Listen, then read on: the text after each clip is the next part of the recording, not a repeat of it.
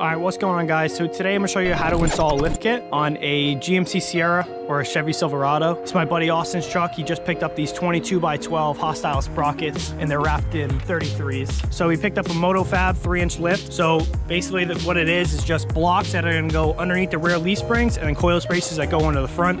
And this is so you can clear wider wheels with bigger tires. This is really common on these Chevy Silverados and GMC Sierras because they have these square wheel wells. So it's still gonna require a little bit of trimming in the front, depending what size wheels you go with. But this is a pretty straightforward install. The kit he got is a MotoFab lift, which is really just a coil spacer right here.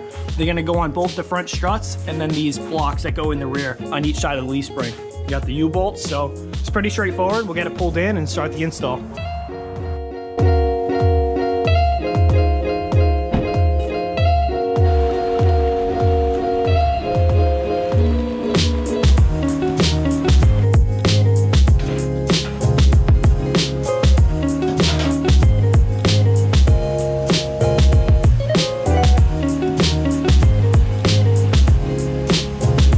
All right, first things first, you want to get the front of the truck jacked up in the air. You want to put both sides on jack stands so they both free float.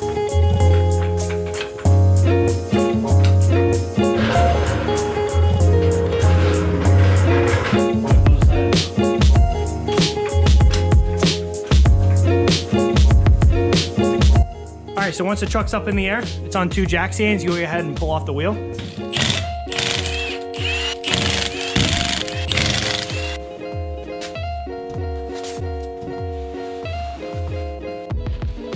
All right, so once you get the wheel off, the first thing you want to do is disconnect the sway bar link. So you want to grab a 15mm wrench, put it on the nut that's on top of the linkage, and then you want to grab a 15mm socket on an impact gun or ratchet, and you want to pull it off right from the bottom.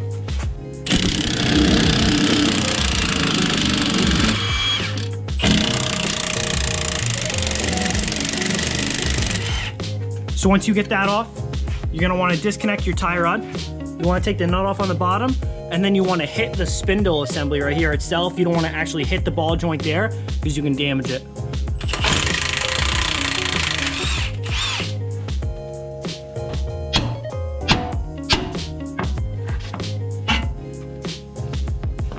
After you do that, you want to go ahead and take out the fender liner. This is going to be so you can get at the top strut bolts much easier.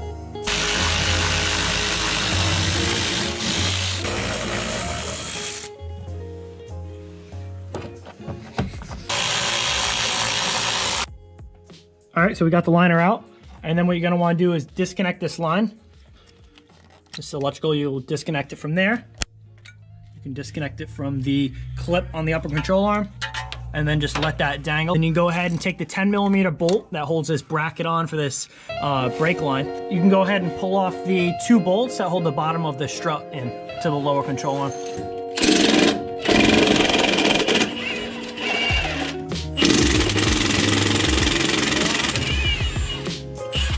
And then from there, what you can do is you can grab a ratcheting wrench or a wrench and pull off the bolt for the upper ball joint here. All right, and so now to release this upper ball joint here, you want to grab a hammer and you're going to want to hit the spindle. You don't want to hit the actual ball joint itself because you'll damage it. All right, so after you hit the spindle assembly, it's just going to drop down, and that's going to let the upper control arm be loose. And if you want, you can bungee cord this whole spindle assembly to the frame there, just so it doesn't pop the axle out of its socket. But if it does, it's not a huge deal. You can always pop it right back in. You just do that for extra precaution. So now what you can do is disconnect the harness from the top of these 3 strut bolts and take off all 3 of these nuts.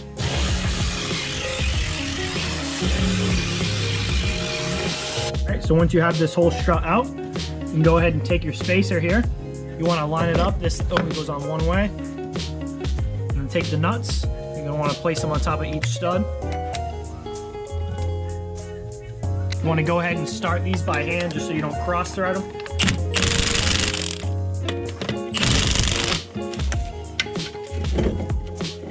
And before you go ahead and tighten all of these up with a impact or a ratchet, you want to go ahead and you're going to want to jack up the lower control arm so you can go ahead and line up these bolts with the bolts on the lower control arm.